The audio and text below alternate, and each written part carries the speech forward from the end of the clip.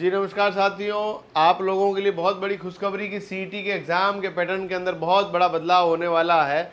अब ये बदलाव क्या हो रहा है इन सबको देखेंगे। सबसे पहली बात तो कि जो सीईटी एग्ज़ाम है, कॉमन एलिजिबिलिटी टेस्ट 2022 के अंदर इंट्रोड्यूस किया गया था और 2022 के अंदर सबसे पहले इंट्रोड्यूस किया गया इसी बिहाफ पर कि राजस्थान के अंदर जिनके अंदर भी कॉमन एलिजिबिलिटी रहती है उन सभी के लिए कॉमन एग्ज़ाम कराया जाए। उसके बाद अलग से जो शॉर्ट लिस्टेड कैंडिडेट है उनके लिए अलग से फिर सेकेंड एग्ज़ाम कराया जाए, ये इन्होंने कहा। और 12th लेवल के लिए और ग्रेजुएशन लेवल के लिए दो अलग अलग कॉमन एलिजिबिलिटी टेस्ट के प्रावधान किए गए।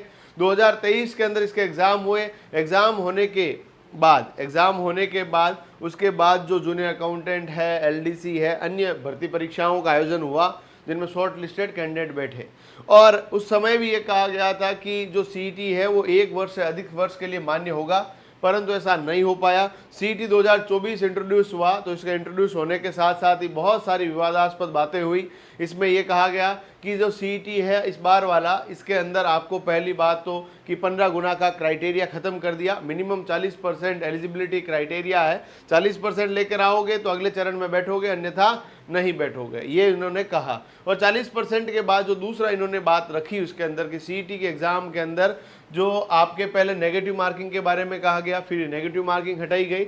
अब जो आरएसएसबी के चेयरपर्सन है जिनका नाम है श्री आलोक राज जी ने सीईटी के बारे में बच्चों को बार बार पहले भी कहा कि भैया सीईटी की तैयारी रखना, सीईटी के एग्ज़ाम के बहुत जल्द होने वाले हैं। लोगों ने जिन्होंने सीरियस लिया वो अच्छे अभी कर रहे हैं और जिन्होंने सीरियस नहीं लिया उनके लिए वापस एक और ट्वीट इन्होंने कर दिया है। सबसे पहली बात तो यहाँ पर लिखा हुआ है 94.3% जो हमारे बच्चे हैं, जो हमारे बहुत प्यारे हैं, वो हमारे वीडियोस देखते हैं पर सब्सक्राइब नहीं करते, तो सब्सक्राइब कर लीजिएगा। और इन्होंने एक विद्यार्थियों के हित में ही बात बोली है, विद्यार्थियों के हित में ही बात बोली है कि इन्होंने एक व्यक्ति के ट्वीट को वापस रिप्लाई करते हुए कहा है कि बोर्ड सीईटी की तैयारी कई महीनों से कर रहा था और बस हमें सरकार के बनाए सीईटी नियमों का इंतजार था। सीईटी नियम बन चुके हैं, सरकार ने उसके लिए प्रावधान दे दिए हैं। अब हम प्रयास करेंगे कि आपका सीईटी स्कोर बजाय 1 साल के 3 से 4 वर्षों के लिए मान्य हो, ताकि हर साल सीईटी में नए और सीईटी पहले पास न हुए आवेदक दोबारा नहीं बैठे। यानी एक सीईटी जो है वो 3 से 4 वर्ष आगे के टाइम में चलने वाला है, जो कि एक बहुत पॉजिटिव चीज़ है। जैसे आप लोगों को पता हो रीट के अंदर भी ऐसा ही होता है कि रीट के अंदर जो एलिजिबिलिटी क्राइटेरिया है, यदि आपने पास कर लिया तो उसके बाद रीट बेंच के लिए वापस उसको पास करने की आवश्यकता नहीं होती है।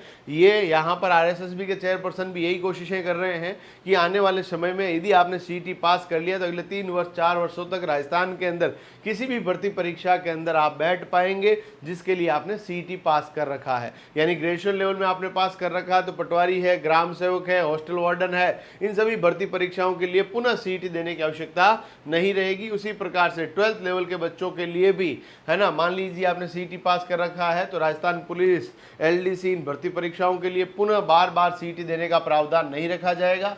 बहुत अच्छी बात है। अब अपन को लाने कितने परसेंट है बच्चा? 40%। 40% के लिए प्रतिज्ञा परिवार मैराथन क्लासेस ला रहा है और इन मैराथन क्लासेस को आप बढ़िया तरीके से कंडक्ट कीजिए। 100% आपको एग्जाम में हेल्प मिलेगी और आपके 40% लाने हो जाएंगे आसान। इसीलिए हमसे जुड़ें और इन क्लासेस को कंडक्ट कीजिए, बढ़िया तरीके से प्रोसेस कीजिए। 100% आपका रिजल्ट आपके फेवर में रहेगा। बस ज़रूरत है तो जुनून की, जुनून अपने अंदर पैदा कीजिए और जिद कीजिए सिलेक्शन की, निश्चित तौर पे होगा। आप सभी लोग हमारे इस चैनल को सब्सक्राइब कर लीजिएगा। कोई भी नई अपडेट होगी तो उसके बारे में हम बताएंगे आपको। धन्यवाद।